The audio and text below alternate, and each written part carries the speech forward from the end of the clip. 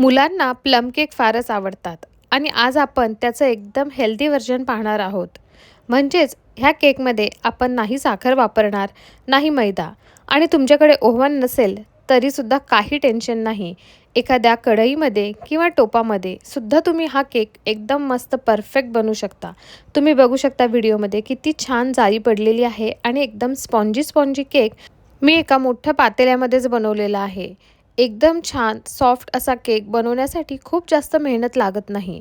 हा Christmas special cake आहे. Plum cake खूप वेगवेगळ्या प्रकारचे असतात, परंतु हा ख्रिसमस स्पेशल असल्यामुळे ह्याची बनवण्याची प्रोसेस थोडी नेहमीच्या केकपेक्षा वेगळी आहे. तर केक बनवायला सुरू करायच्या आधीच ज्यामध्ये आपण केक बेक करणार आहोत त्या पॉटला असंच थोडंसं ऑइलने किंवा बटरने ग्रीस करून घ्यायचं. ह्या सर्व तयारी आधीच करायच्या. डब्याला ग्रीस केलं आणि वरती त्याच्या बटर पेपर लावला. तर बटर पेपर कट करण्याची पण एक पद्धत असते. व्हिडिओत दाखवल्याप्रमाणे आपण ज्या डब्याला बटर पेपर लावणार आहोत तसं त्याला असं पेन्सिलच्या साहाय्याने सर्कल करून घ्यायचं किंवा स्क्वेअर असेल तर स्क्वेअर करून घ्यायचं. नंतर कात्रीच्या साहाय्याने कट करून त्याला डब्यामध्ये बसवायचं. म्हणजे परफेक्ट बसतो आणि आपला केकही कुठेही खराब होत नाही. तर हा प्लम केक मोस्टली बरेच जण अल्कोहोल किंवा रममध्ये बनवतात, परंतु आपण ह्या ठिकाणी साधा जो ऑरेंज ज्यूस आहे त्यामध्येच हा प्लम केक बनवणार आहोत.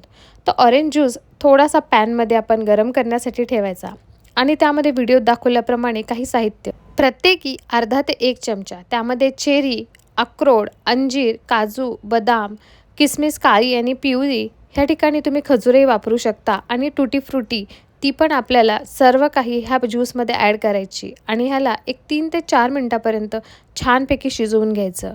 ह्या स्टेपला तुम्ही स्किप करू शकता जर तुम्ही हे सर्व नट्स आणि ड्रायफ्रूट्स ऑरेंज ज्यूसमध्ये ओव्हरनाईट सोक करायला ठेवले तर अशा प्रकारे शिजवून घेण्याची गरज नाही.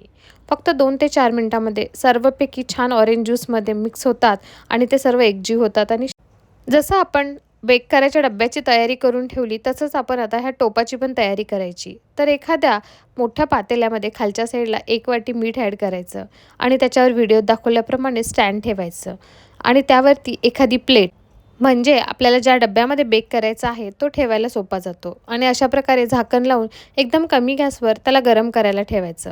तेच आपलं ओव्हनसारखंच प्री हिटिंग आहे, कारण की एकदम थंड अशा पातेल्यामध्ये जर तुम्ही केक ठेवला तर तो चांगला फुलत नाही. तर अशा प्रकारे आपण तो पातेलं आधीच गरम करून घ्यायचं. छानपैकी ऑरेंज ज्यूसमध्ये मिक्स केलेले ड्रायफ्रूट्स त्याच्यामध्ये छान सॉफ्ट झालेत, त्याला एखाद्या पातेल्यामध्ये काढून घ्यायचं आणि इथे थंड करण्यासाठी ठेवायचं. आता सेम पॅनमध्ये ज्यामध्ये आपण ऑरेंज ज्यूस गरम करून घेतला त्यामध्ये एक संपूर्ण वाटी भरून आपण गूळ पावडर ॲड केली.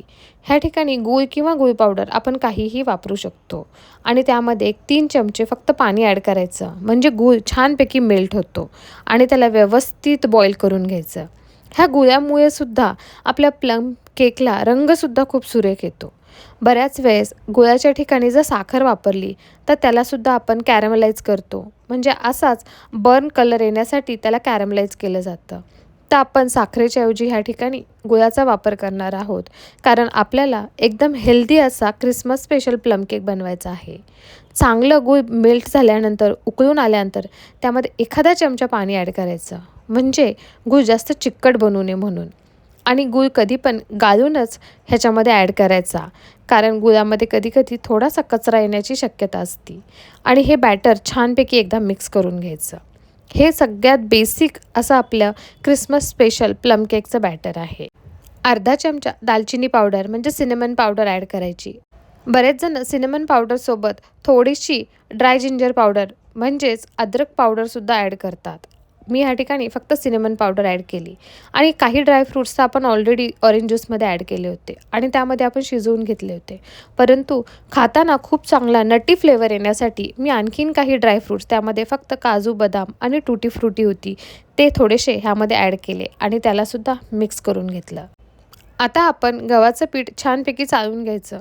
पीठ वापरताना मैदा असो, गव्हाचा असो किंवा नाचणीचा असो, केकसाठी वापरणारं प्रत्येक पीठ कधीही चाळूनच वापरायचं.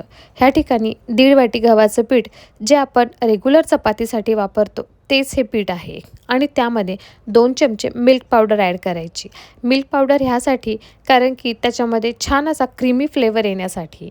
आणि ह्या ठिकाणी परत 3 चमचे कोको पावडर. जर तुम्हाला कोको पावडर स्किप करायची असतील तर तुम्ही स्किप करू शकता, त्या ठिकाणी चॉकलेट इसेन्स किंवा व्हॅनिला इसेन्ससुद्धा वापरू शकता. त्याचाही फ्लेवर खूप छान येतो. आणि हे सर्व साहित्य व्यवस्थित चाळून घ्यायचं, म्हणजे ह्याच्यामध्ये जर काही गुठळ्या असतील तर त्या आधीच निघून जातील आणि बॅटर आपलं छान स्मूथ बनून तयार होईल. सुरुवातीला ऑरेंज ज्यूस आणि आपला गुळाचा जो पाक होता त्यासाठी माझं पातेलं थोडं लहान पडलं, म्हणून मला ह्यामध्ये दुसऱ्या मोठ्या पातेल्यामध्ये हे चाळून घ्यावं लागलं. तुम्ही डायरेक्टली हे ऑरेंज ज्यूस आणि गुळाचा जो पाक बनवलेला आहे त्यामध्ये डायरेक्ट चाळून घेतलं तरीही चालतं, म्हणजे तुमची जास्त भांडी भरणार नाहीत. त्याच भांड्यामध्ये डायरेक्टली तुम्ही चाळून घ्यायचं आणि पुढची प्रोसेससुद्धा त्याच भांड्यात करायची. आता ह्या ठिकाणी मी 1 वाटी दूध ॲड केलं, अर्धा वाटी दही ॲड करायचं आणि अर्धा वाटी ह्या ठिकाणी आपण तेल ॲड करायचं. तेलाच्या ठिकाणी आपण बटरचाही वापर करू शकतो, फक्त ते मेल्टेड असलं पाहिजे आणि तेल जे वापरतोय ते बिलकुलही कोणतंही वासाचं नसलं पाहिजे, म्हणजे मस्टर्ड ऑइल, तिळाचं ऑइल असं कोणतंही नाही, साधं सिंपल घरगुती तेल वापरायचं आहे. ह्यामध्ये आपण ऑरेंज ज्यूसचं बॅटर आणि आपलं गुळाचा जो पाक आहे ते ॲड करायचा आणि ह्याला व्यवस्थित सर्व मिक्स करायचं, एकजीव करायचं आणि त्याला एकाच डायरेक्शननी फिरवायचं. तुम्हाला माहिती असेल की केकचं बॅटर कधी पण कट अँड फोल्ड ह्या मेथडनी व्यवस्थित मिक्स केलं जातं. व्हिडिओत दाखवल्याप्रमाणे त्या पद्धतीने मिक्स करायचं, त्याला कट अँड फोल्ड मेथड असं म्हणतात, म्हणजे हे बॅटर छानपैकी एकजीव होतं. जर ह्या ठिकाणी तुम्हाला बॅटर खूप जास्त घट्ट वाटत असेल तर थोडंसं एखादा 2 चमचे दूध ॲड करू शकता आणि बॅटरची कन्सिस्टन्सी थोडीशी व्हिडिओत दाखवल्याप्रमाणे ॲडजस्ट करू शकता. आता ह्या ठिकाणी 1 चमचा बेकिंग पावडर आणि 1 चमचा बेकिंग सोडा ॲड करायचा. तुम्ही या ठिकाणी इनोसुद्धा ॲड करू शकता आणि त्यावरतीच मी थोडंसं 2 चमचे दूध ॲड केलं आणि ते सर्व बॅटरमध्ये व्यवस्थित मिक्स करून घेतलं.